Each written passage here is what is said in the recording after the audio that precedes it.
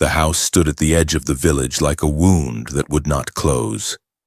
Its bricks leaned with age, its windows were hollow eyes, and its roofline sagged like a body left too long in the grave. Generations had passed since it had been called an orphanage, yet the villagers still lowered their voices when they walked by. They crossed to the other side of the road, clutching their children's hands tighter, whispering that the walls could still hear. No one spoke its true name aloud.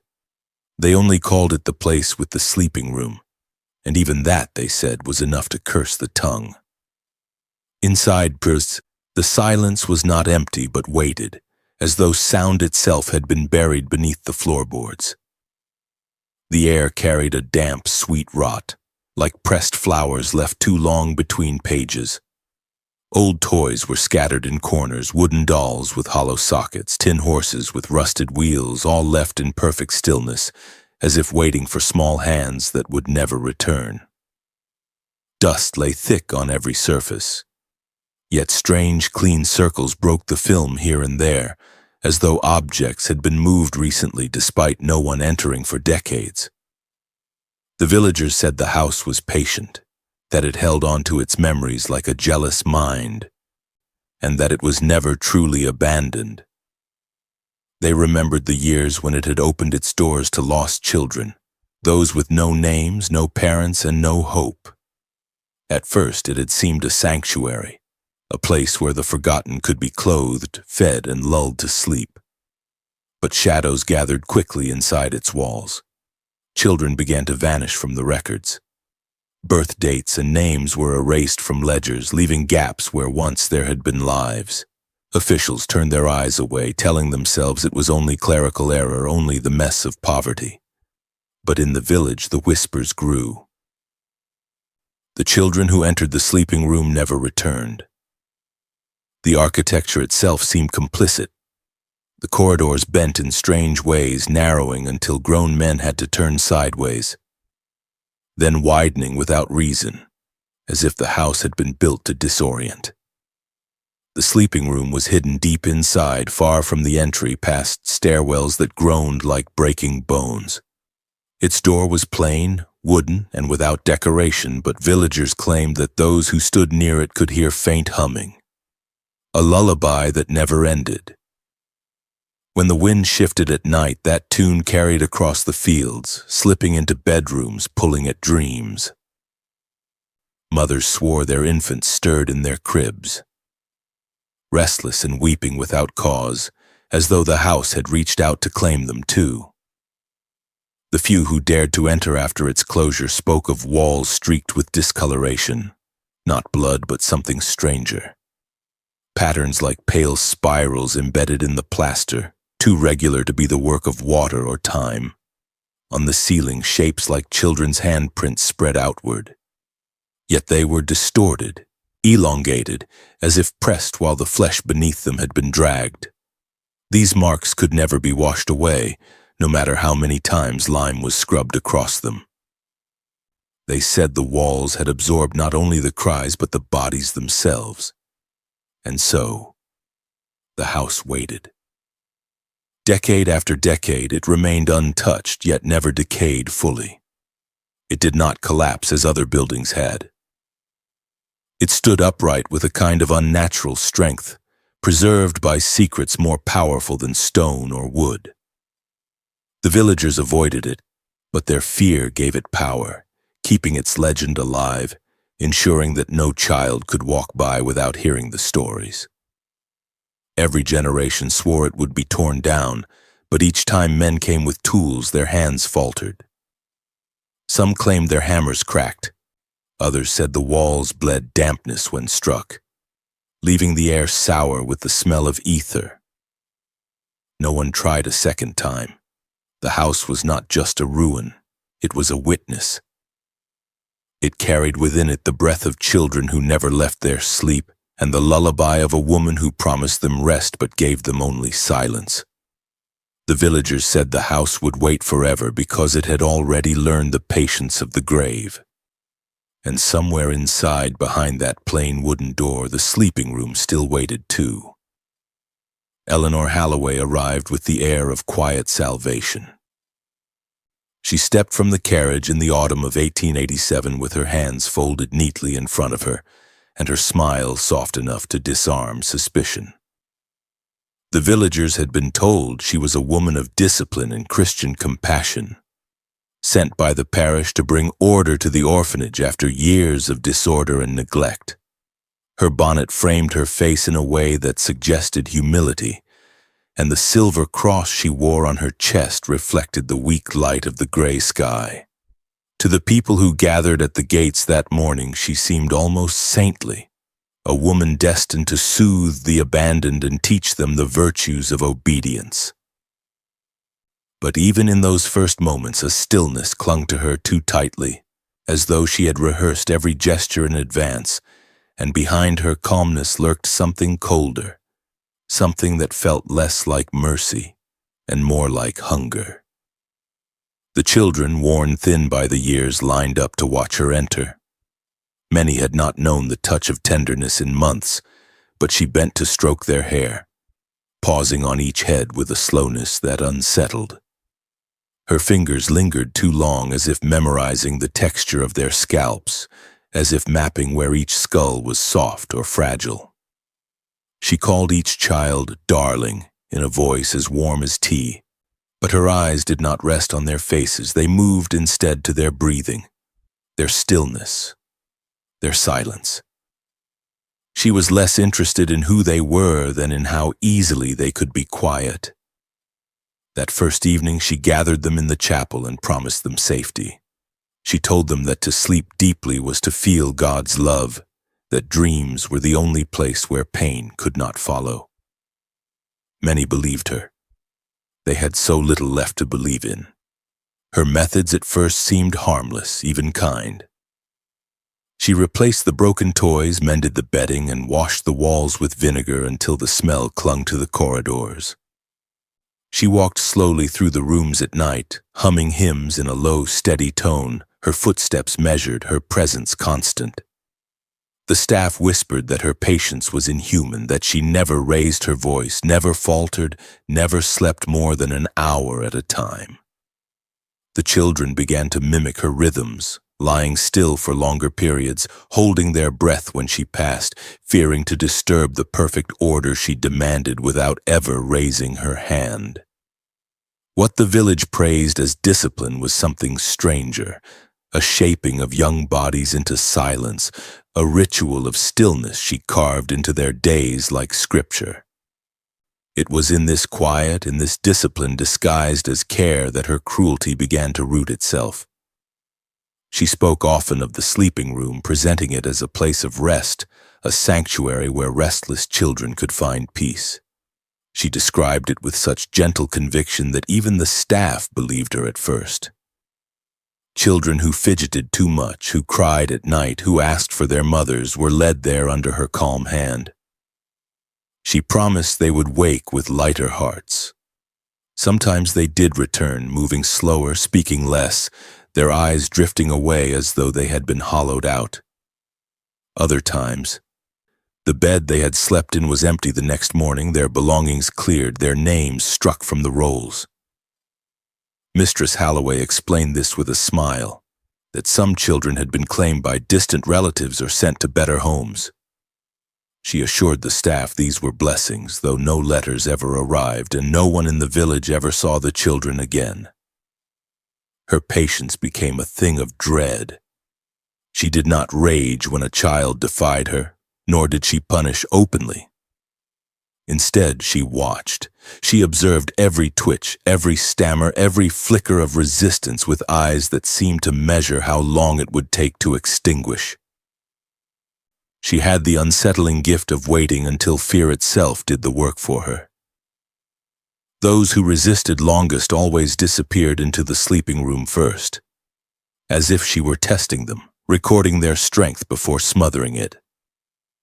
To the children, she became both savior and executioner, her touch indistinguishable from blessing until it was too late.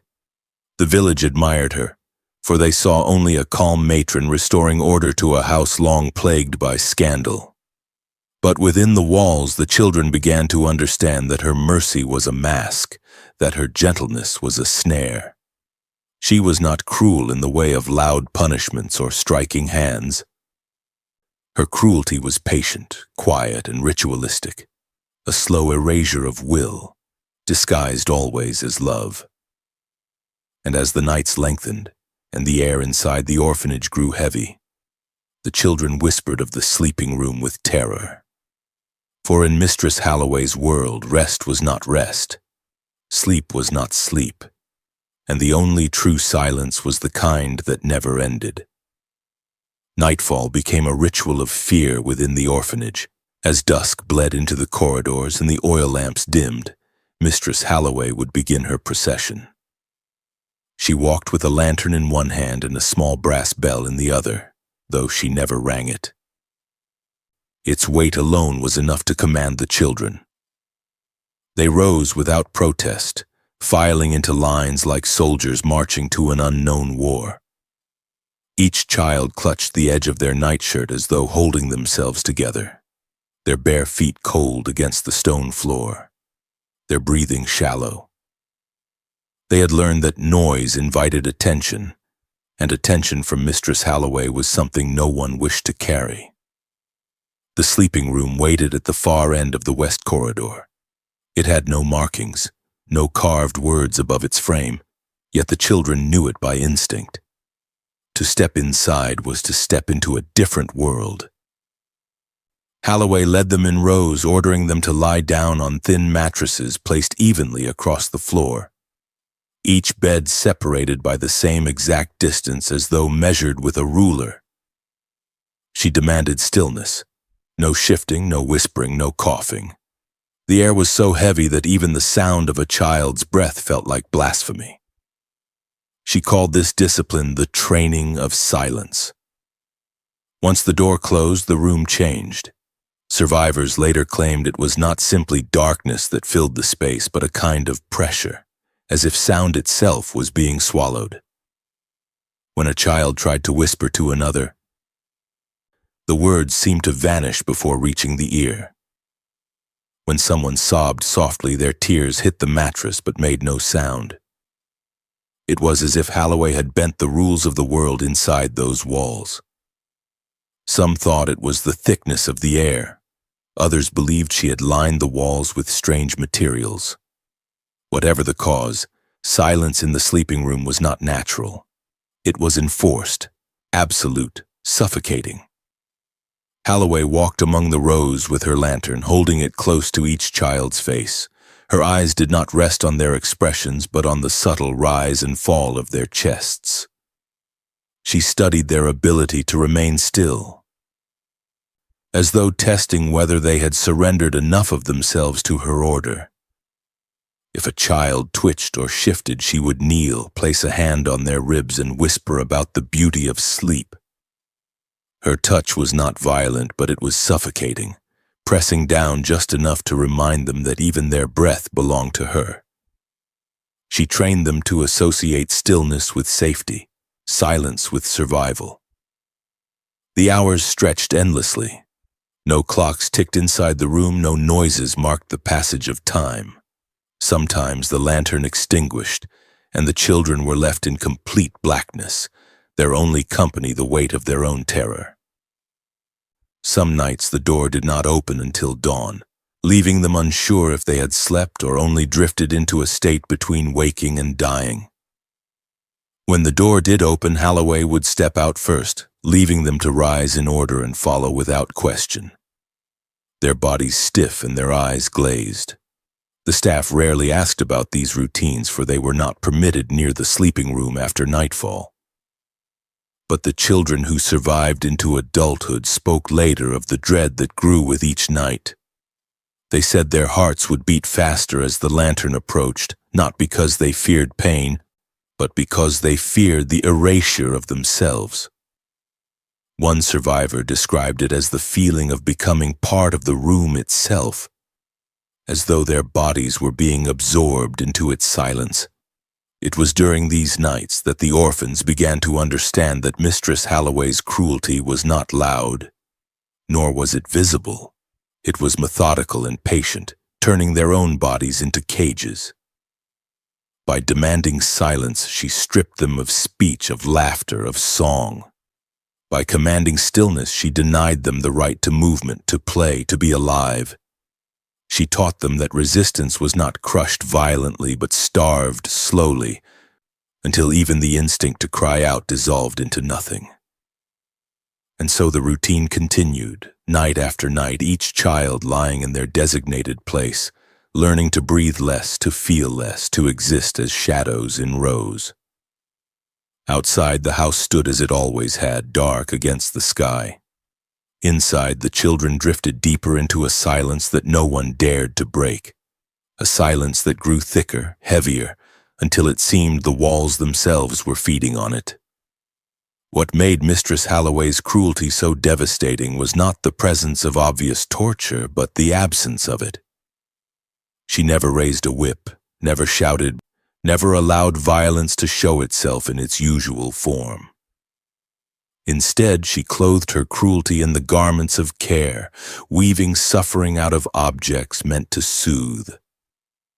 The children soon learned that nothing offered to them was ever safe, that comfort itself had been sharpened into a blade. The first was the cradle. It was built of oak and polished until it gleamed like a holy relic. To an outsider it appeared harmless, a gift for the smallest orphans. But Halloway altered its balance, attaching weights beneath its frame so that it rocked not gently but with relentless precision. Once a child was strapped in, the cradle swung endlessly, its rhythm unnatural, forcing the body into a motion that scraped the back against wooden slats until skin broke and bled. She would leave them there for hours, the creak of the cradle becoming a lullaby of pain disguised as sleep. When the children were released, their bodies trembled long after the motion stopped, as if the cradle had infected their very bones with its rhythm. Then came the rocking chair. She would sit in it during the long nights, humming softly, but this chair too was not as it seemed. She had reinforced the arms with hidden clamps, disguised beneath stitched cushions, so that when a child was placed on her lap under the guise of comfort, their wrists and ankles could be trapped in place. She would rock them slowly, humming lullabies backward, each syllable drawn out until language itself became warped. A sound that was neither song nor prayer, but something in between. The children sat paralyzed in her arms, forced to listen as their bodies weakened, their throats too tight to scream, their ears filled with a melody that erased meaning and replaced it with dread. To be cradled by Halloway was to be smothered not in affection but in ritual, as if she believed silence itself could be stitched into their skin. She took everyday items and hollowed them of their innocence. Blankets were soaked in dampness until they smelled of mildew, then laid across small bodies until the cold pressed into their lungs. Toys were broken and reassembled with sharp edges hidden beneath the paint so that holding them cut small fingers without warning. Even the lullabies, once songs of comfort, became instruments of disorientation. She sang them backward in whispers, her voice steady, her breath warm against their ears, turning the familiar into something uncanny. To hear her sing was to feel as though the world itself had been reversed, as though sleep no longer led to rest but to burial. Her cruelty was careful, designed not to draw blood in ways that could be explained, but to instill confusion and despair. The children were never sure if they were being punished or cared for. The cradle rocked as if to soothe, the chair swayed as if to comfort, the songs drifted as if to calm. Pain became layered beneath tenderness until even the children could not name it. They began to doubt their own senses, to wonder if what they felt was real or only imagined. This was her truest invention. Not tools that scarred the flesh, but tools that erased certainty, leaving the young to suffer in silence, unable to trust even their own cries. She built the instruments herself, her hands steady, her patience endless. At night she sat in the workshop, surrounded by wood shavings and scraps of cloth, humming as she worked, her mind devoted to reshaping innocence into precision. She believed she was creating order, purging chaos from young bodies by binding them to stillness. Each device was a sermon, each alteration a verse in her scripture of control. What others would call cruelty, she called discipline. What others would call torment, she named love. In time, the children stopped resisting. They no longer cried when led to the cradle or pressed into the rocking chair. They lay still beneath her damp blankets and listened without protest to her backward songs. Their silence was not obedience but surrender, the final step in Holloway's method. She had succeeded in teaching them that pain and comfort were the same, that love itself could be indistinguishable from cruelty. And so the orphanage grew quieter still. The corridors no longer echoed with laughter or tears. Every object, every sound, every gesture had been reshaped into a tool of control. Even innocence itself had been weaponized. The children did not sleep in peace, nor did they suffer openly. They existed in a state between, trapped in instruments that made torment feel like rest. This was Holloway's design, a world where no child could name their suffering, where pain was masked in tenderness and where silence became the only voice left. Mistress Holloway understood that life was measured not by years but by the rhythm of breath. Each inhale, each exhale was a tether to existence, fragile and easy to sever if one only knew the right way. She became obsessed with that rhythm, watching the children's chests rise and fall as though studying a clock she could dismantle. In her mind, breath was not a gift from God, but a weakness, a flaw she could exploit with precision. And so she began to design her methods around it, testing how far the body could drift between waking and suffocating, between dreaming and death. The first tool was simple, heavy quilts sewn with hidden weights. To the eye, they were ordinary blankets, stitched neatly and smelling faintly of lavender. To the child beneath, they were chains disguised as comfort. Once laid across the chest, the weight pressed down slowly, stealing air and silence. The victim did not choke suddenly but drifted into panic, each inhale shallower than the last, until the lungs fluttered like trapped birds against the ribs. She would sit beside them, humming as their eyes widened, and then remove the quilt at the brink of collapse, leaving them gasping and trembling. To her, this was not cruelty but instruction, a lesson in the fragility of breath. But Holloway's mind was not content with weight alone. She turned to the air itself. Hidden vents were installed in the sleeping room, narrow slits cut into the walls behind the rows of beds. At first, the children noticed only a faint sweetness, a smell that clung to the back of the throat. Soon, drowsiness overcame them in unnatural waves, their limbs growing heavy, their eyelids impossible to lift. The fumes were not strong enough to kill, not at first. They were measured, released in slow doses designed to blur the line between sleep and suffocation. Some nights the air thickened until children writhed in their beds, their lungs desperate for clarity. Other nights it was so mild that they slipped into slumber without struggle, never knowing if they would wake again. She called this her science of balance. She believed that suffering was most complete when a body hovered between extremes, not fully alive, not fully dead, but suspended in dread. The lungs were her instruments, while the air her accomplice.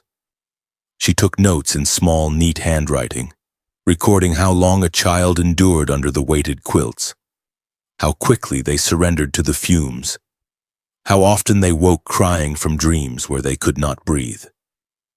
These records were her scripture, proof that she had found a method of control deeper than chains or lashings. She could suffocate them without leaving a mark, rob them of air while surrounding them with the illusion of care. The children began to fear even their own breathing. They lay still beneath the quilts, afraid to struggle, knowing resistance only brought her attention. They dreaded the faint sweetness that drifted through the vents, the signal that dreams would soon turn to drowning. Some tried to hold their breath to fight against the fog, but their small bodies betrayed them. Eventually, the air always won. Breath itself became the enemy, each inhale carrying the weight of poison, each exhale another step closer to collapse. To outsiders, the orphanage appeared calmer than ever. The children slept quietly through the nights, rarely waking in terror, rarely making noise. The staff remarked that Mistress Halloway had worked miracles. But inside the sleeping room, silence was only a symptom of her design. The children were not resting. They were trapped between life and death, learning that air itself could no longer be trusted. And through it all, Halloway remained serene. She walked the halls with her lantern, humming lullabies that carried above the soundless rows of sleeping bodies. To her, the suffocated gasps and faint whimpers were not cries of pain but proof of progress. She believed she was creating a generation of perfect sleepers, children who had surrendered even the instinct to breathe freely. In her twisted logic, this was purity.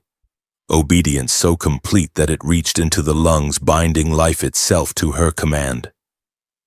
Each night, the quilts were laid, the vents opened, the routine repeated, and each morning fewer children woke with clarity in their eyes. Their breath was shallow, their voices weaker, their silence deeper. Mistress Halloway had discovered a way to turn air into chains, quilts into coffins, and dreams into drowning pools. This was not punishment, not in her eyes. It was the patient science of breath, a cruelty so quiet it could almost be mistaken for care. Mistress Halloway's obsession deepened as silence alone ceased to satisfy her. Breath could be controlled, movement denied, dreams poisoned, but she wanted more than obedience of the moment. She wanted permanence. She wanted proof etched into flesh that her lessons could not be undone, a visible testament that even after the body healed, her order remained written there forever. And so she devised a ritual of marking, a method so quiet and deliberate that it seemed less like punishment and more like a sacrament. She did not use knives. That would have been too obvious, too crude, too easily explained away.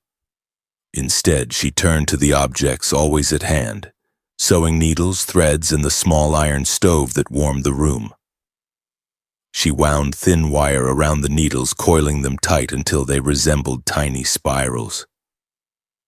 She placed them in the coals until they glowed a dull red, the metal humming with heat, then carried them with tongs into the sleeping room. There she would kneel beside the children, her face calm, her voice soft, whispering that stillness would earn them peace. The act itself was as quiet as the rest of her cruelty. She pressed the heated spiral against the skin of a forearm, a calf, or the soft flesh of the side. The child would jolt at the sear, but she held them firm, her hand steady as the spiral burned its shape into them. She did not drag or cut, she only pressed, leaving behind a deep, curling wound. The smell of scorched flesh filled the air, mingling with the sweetness of the soporific fumes, creating a sickness that lingered long after she withdrew the iron. For days the burns wept, blistered and festered, yet she tended to them with the same false tenderness that had always masked her intentions. She dressed the wounds with clean cloth, dabbed them with vinegar, and hummed her lullabies while the children whimpered. Her care was precise, ensuring survival but never relief. She wanted them to live, to carry the scars forward as monuments to her order.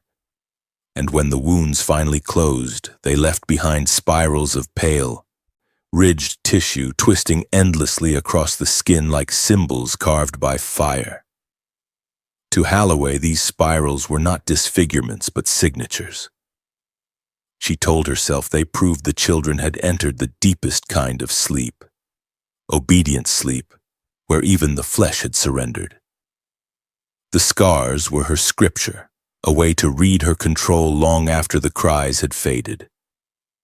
She counted them, catalogued them, memorized which child bore which mark, as though she were collecting verses of a hymn only she could sing. Each scar was a vow, silent and permanent, binding the child to her even when their voices failed. The children learned to hide their arms and legs, pulling at their sleeves, tugging down their trousers, ashamed of the spirals that branded them as hers. They did not speak of the pain, for they knew she called it love. They only carried the marks in silence, feeling them itch and burn each time they were reminded of their helplessness. Some pressed their fingers against the ridges until they bled again, as if trying to erase them, but the scars always remained. Others traced the spirals at night, whispering to themselves that the pattern would never end, that they too would never be free. The staff noticed the scars, but Holloway's explanations were calm, reasonable. She claimed they were accidents of childhood, burns from the stove, marks from careless play. And because she spoke with patience and kindness, because she looked like a woman devoted to care, they chose to believe her. They wanted to believe her.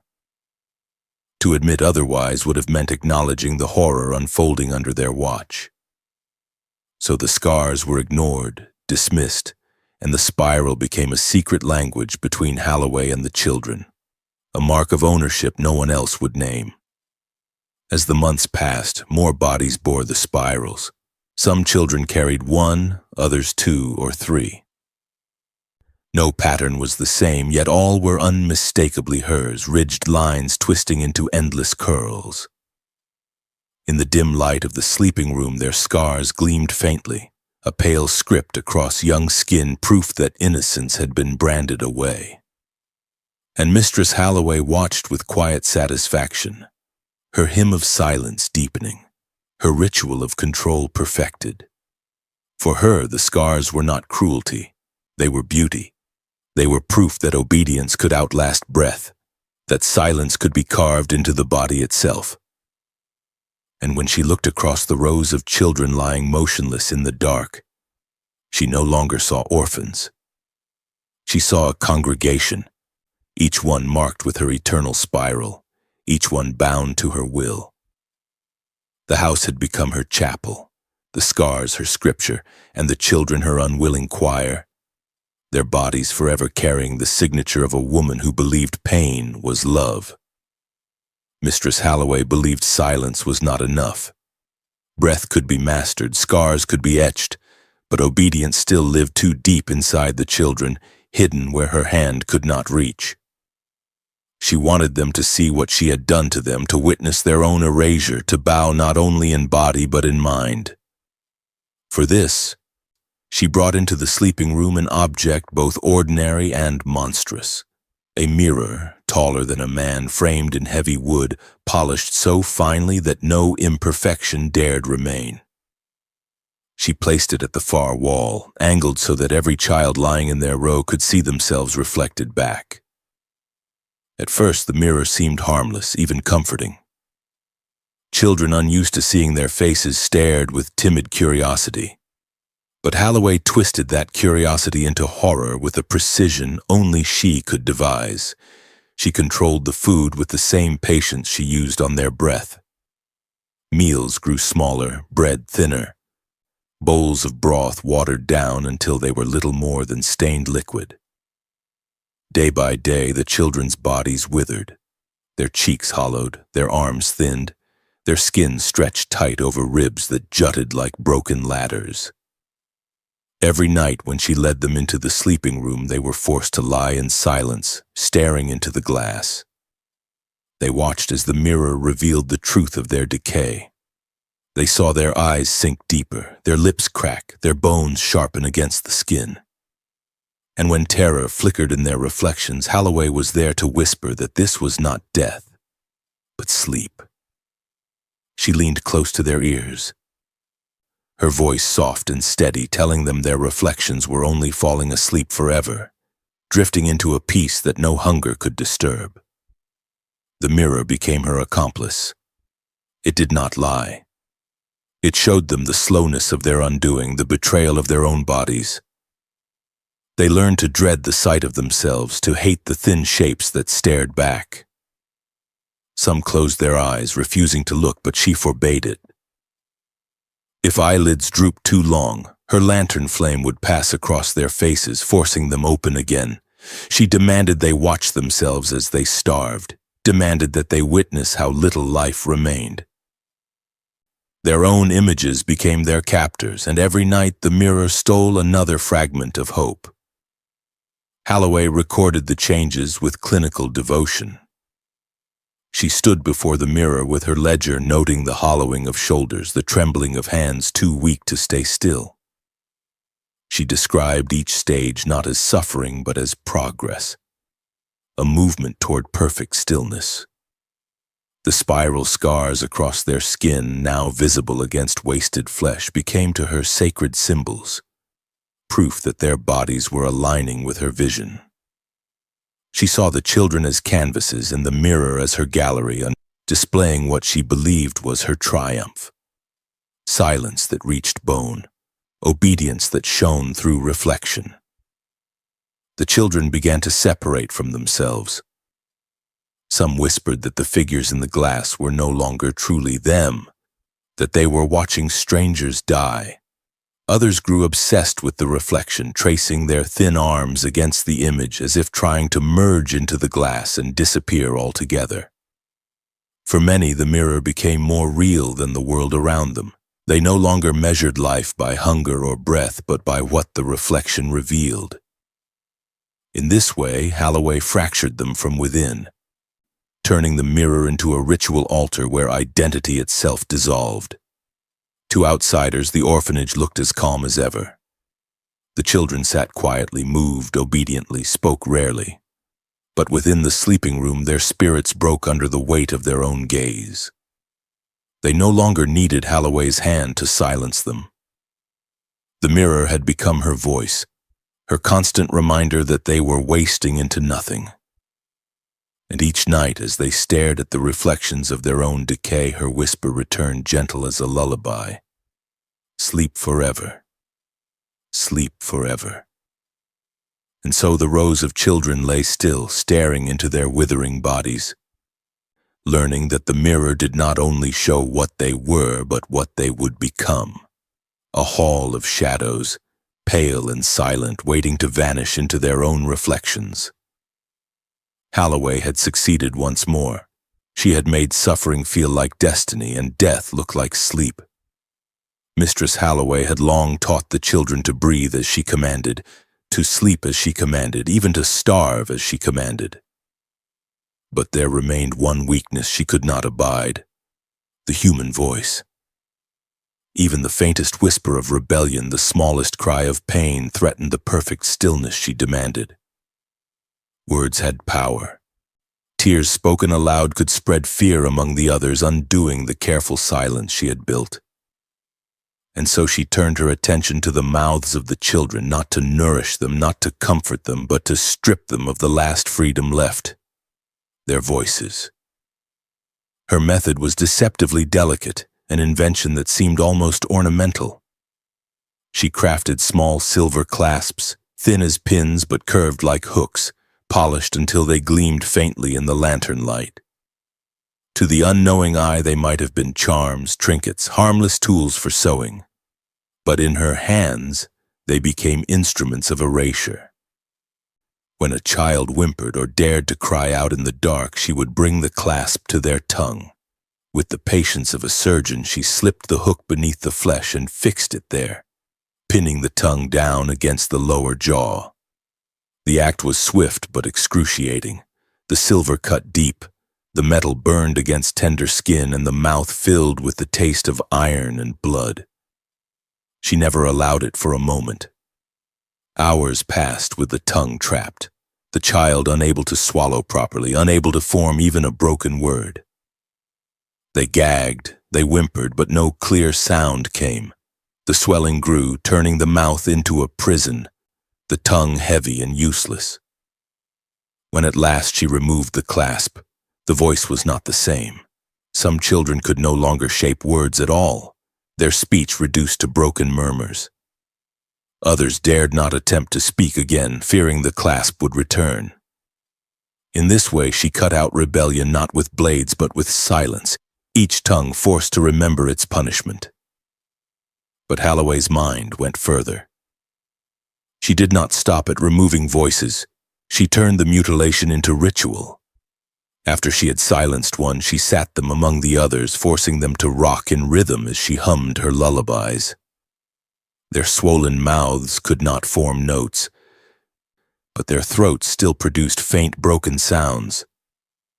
She shaped them into what she called her choir, a group of children who rocked together in unison, producing a low chorus of moans that echoed through the sleeping room like a twisted hymn. To her, this was beauty.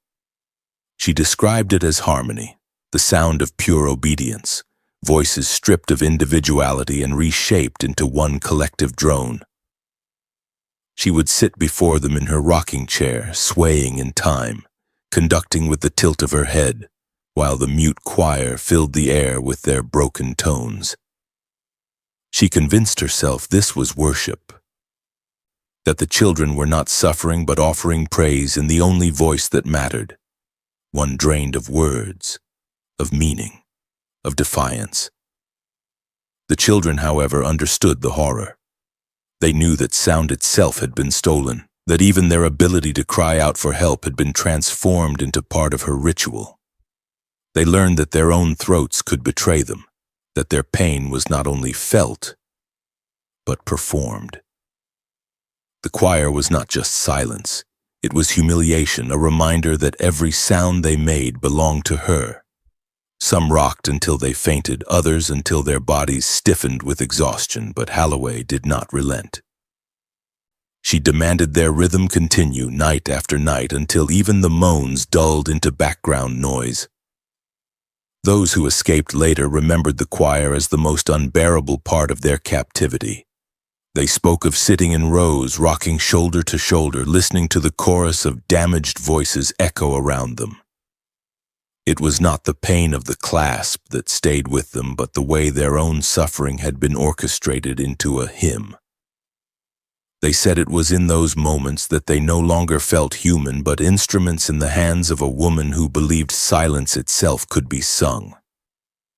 And through it all, Holloway smiled. She stroked their hair, whispered praise for their stillness, told them they were her little angels. She believed she had lifted them beyond the chaos of speech into a higher order, one where even pain had been disciplined into music. To her, the choir of silence was perfection, a congregation without words, bound not by choice but by her silver clasps, rocking endlessly to the rhythm of her lullabies. And as the children swayed in the half-light, their voices reduced to broken sounds, the orphanage itself seemed to pulse with the rhythm. The walls absorbed the low chorus, the floors trembled faintly beneath the rocking, the air thickened with the drone. The house became an instrument, and the children its strings plucked until they frayed. Holloway had not only silenced them, she had transformed their pain into her hymn, ensuring that even their cries of despair could no longer belong to them. Mistress Holloway's routines of silence, scars, and breath had been perfected over years, but in her mind, they were only preludes. The children she marked, the voices she pinned, the reflections she starved, these were rehearsals for something larger, something final. She began to speak in her journals of a great mercy, a kind of sleep so deep it no longer answered to hunger or pain. She called it the harvest of sleep, a phrase that disguised extinction as peace. To her, it was not murder. It was a gift the world would never provide, a rest so complete it erased the very memory of suffering. The method came slowly, pieced together from fragments of superstition and science. She had long studied the fragility of breath, but now she sought to control the boundary between breath and nothingness. She experimented with feathers, those symbols of softness and comfort. She sewed them into frames, pressing them into tight lattices like woven quilts. But before she laid them across the children, she soaked them in ether, a sweet, heavy liquid that evaporated into a numbing fog. The smell was faintly floral, faintly rotten, an odor that clung to the throat and dulled the mind. The first time she lowered one of these frames across a child's face, she watched with rapt attention. The feathers brushed the skin softly like a mother's hand, but the fumes sank into the lungs with invisible weight. The child twitched, coughed, and then grew still, the eyes flickering before sliding shut. Holloway waited, her ear bent close, listening as the breath slowed, then faltered, then ceased. She removed the frame at last, studied the still body, and wrote calmly in her notes, "Peaceful. No struggle. No sound." It became her ritual. She prepared the frames carefully, arranging them like sacred objects at the foot of the sleeping room. On chosen nights, she lined the children in rows as she had always done, but this time there was no rocking, no mirrors, no songs. She walked slowly down the line, humming faintly, carrying the feathered frames in her hands as though they were holy relics. One by one, she lowered them over the children's faces, pressing them into place with a tenderness that felt almost like blessing. The fumes seeped into their lungs, robbing them of struggle, dragging them into dreams that had no waking. The silence that followed was not like the usual silence of the sleeping room. It was deeper, heavier, final. The children did not stir. They did not whimper or shift. Their chests no longer rose, their mouths no longer trembled. To Holloway, it was perfection. The rows of still bodies lined so neatly beneath her frame seemed to her the completion of all her work. She called it the choir's final hymn, the purest song of obedience, sung in silence that could never again be broken. But her mind did not see death as an end. She called it harvest, because she believed she was gathering something, souls, obedience, silence itself. She imagined that each child she sent into that final sleep was not lost but collected, woven into her own eternity. She whispered to them as she worked, telling them they had finally learned the deepest lesson, that they had become what the world could not make them, quiet, eternal, at rest. She believed she was lifting them beyond pain into a realm where no one could harm them again. In truth, it was she who had harmed them most, but in her mind, she was their salvation. The staff grew uneasy as the rows of beds emptied. Names disappeared from the ledgers, explained away by Mistress Holloway as adoptions, as transfers, as small blessings scattered to the wind. No one questioned too deeply, for to question was to see, and no one wanted to see what lay inside the sleeping room. And so the harvest continued quietly, endlessly, each child taken as though erased, each bed stripped and made ready for the next. For the children who remained, fear grew into resignation. They knew that to enter the sleeping room was to risk not returning, to risk becoming part of the harvest. They whispered of the feathers, of the sweet smell that clung to the air, of the softness that smothered. Some prayed, some wept in silence, but most simply surrendered. Resistance no longer had meaning. It was not pain they feared anymore. It was the mercy she promised, the mercy that meant disappearance. And so, the orphanage grew quieter still. The sound of children's feet in the hallways diminished, the laughter long gone, the voices erased. In its place was only the lingering odor of ether, faint but constant, like a perfume of death that clung to the walls.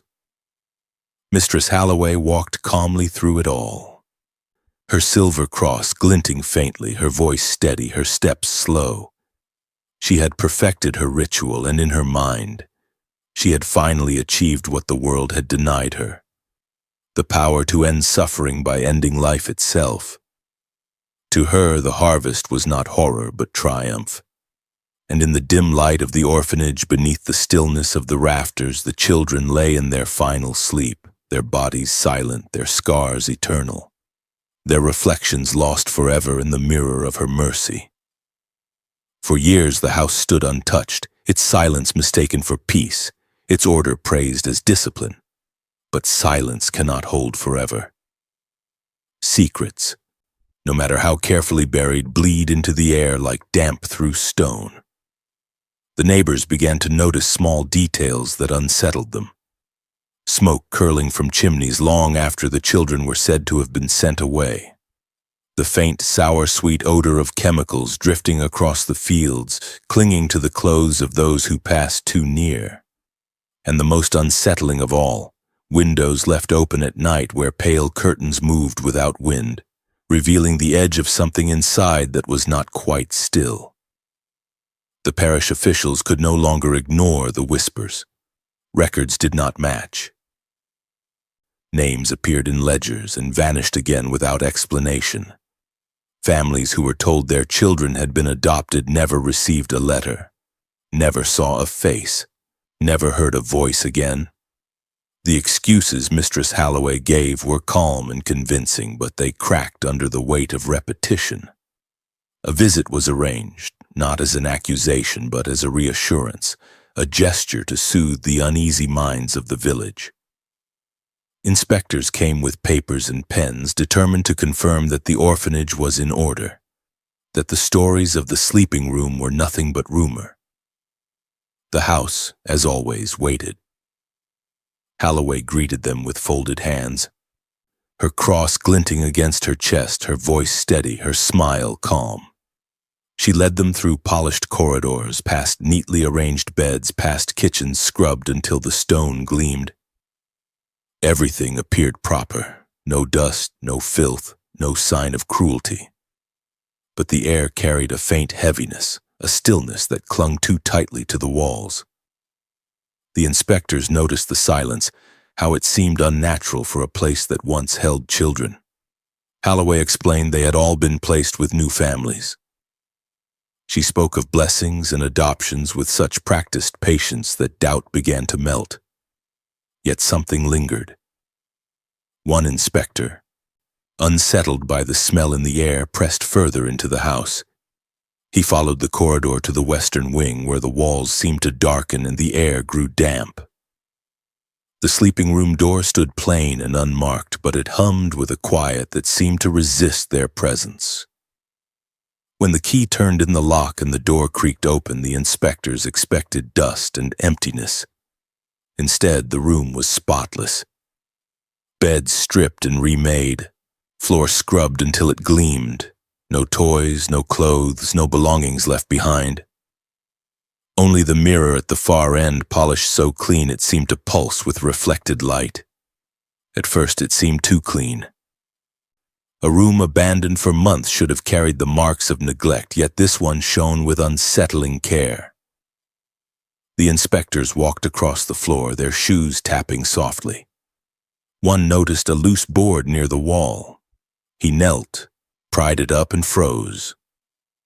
Beneath the floorboards lay not soil or stone, but layers of ash packed tight.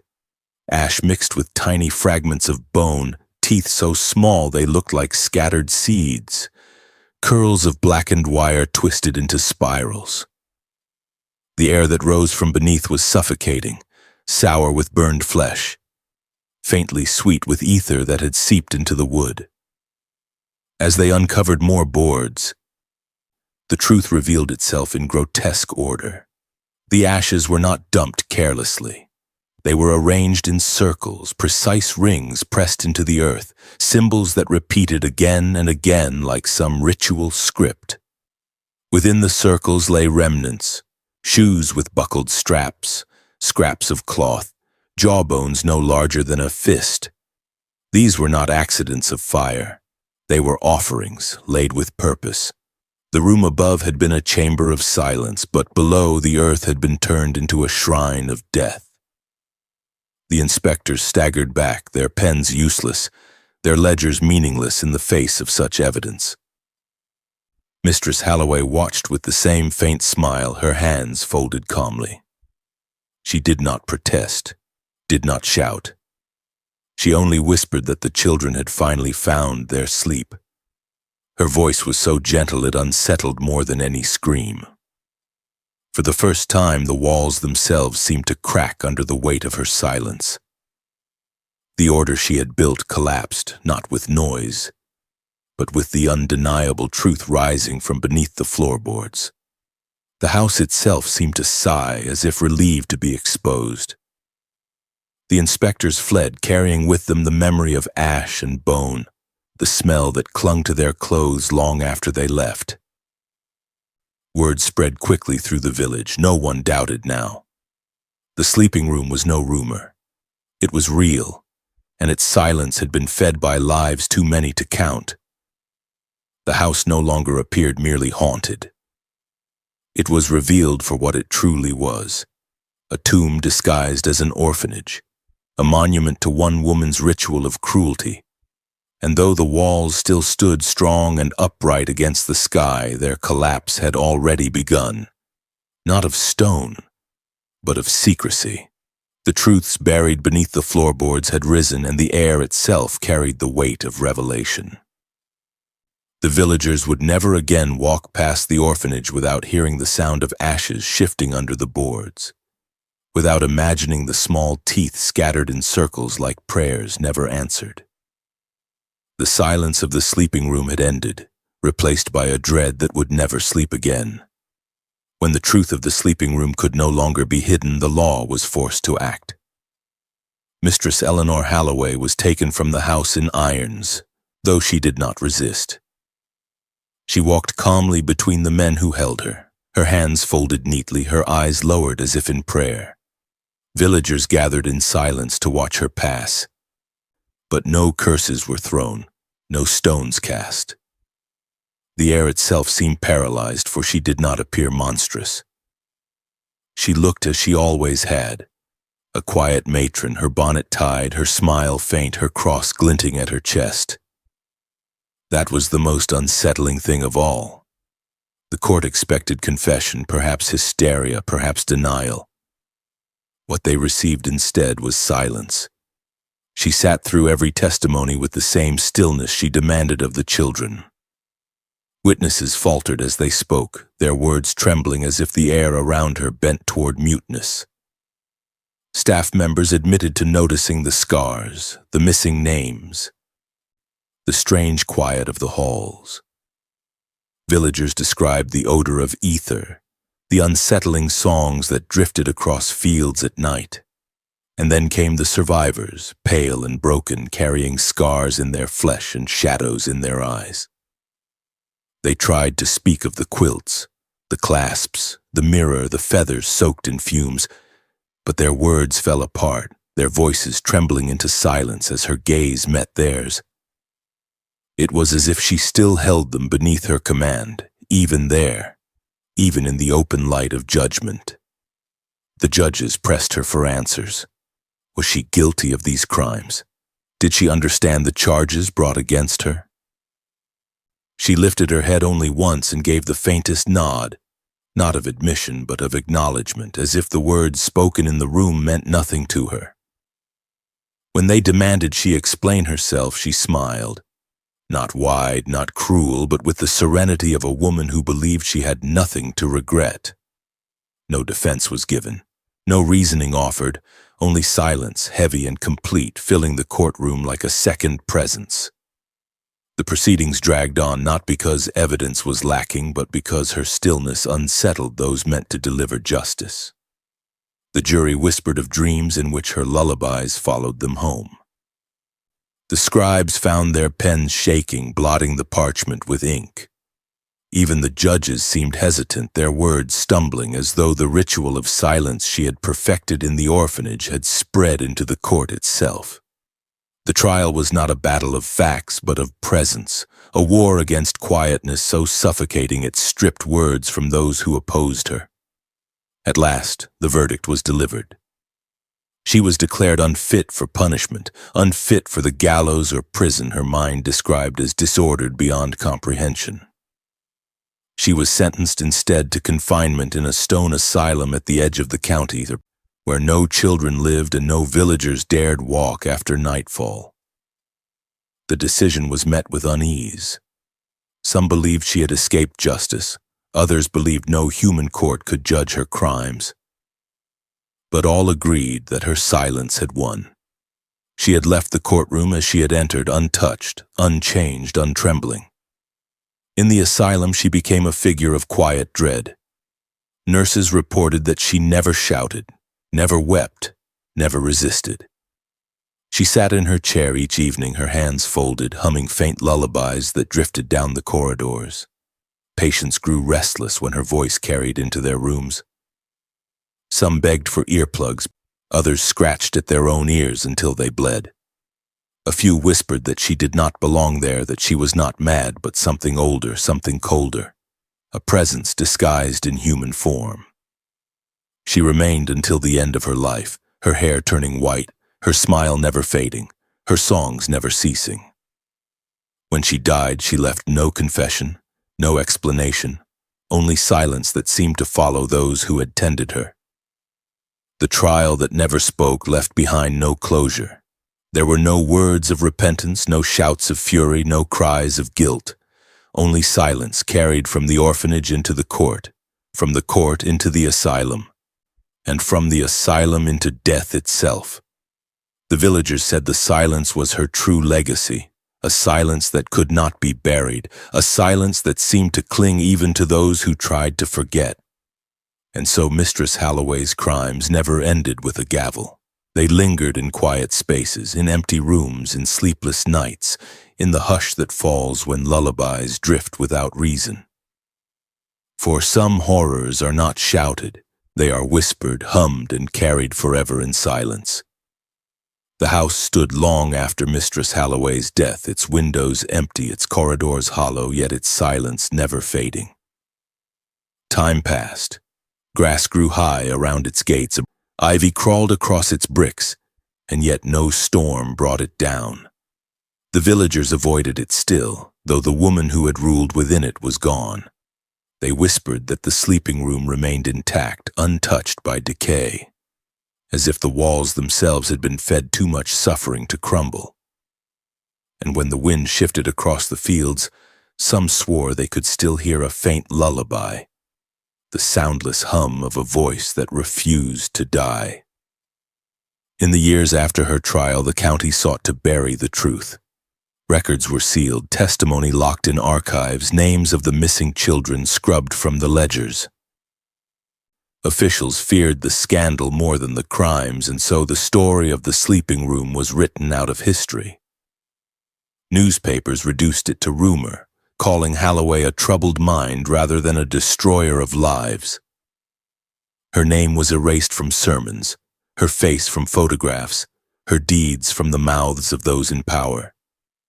To speak of her was to invite shame, and silence once again cloaked her legacy. But silence leaves traces. Survivors grew into adulthood carrying their scars like inscriptions no paper could hide, spirals burned into skin, voices damaged beyond repair, lungs that never fully healed.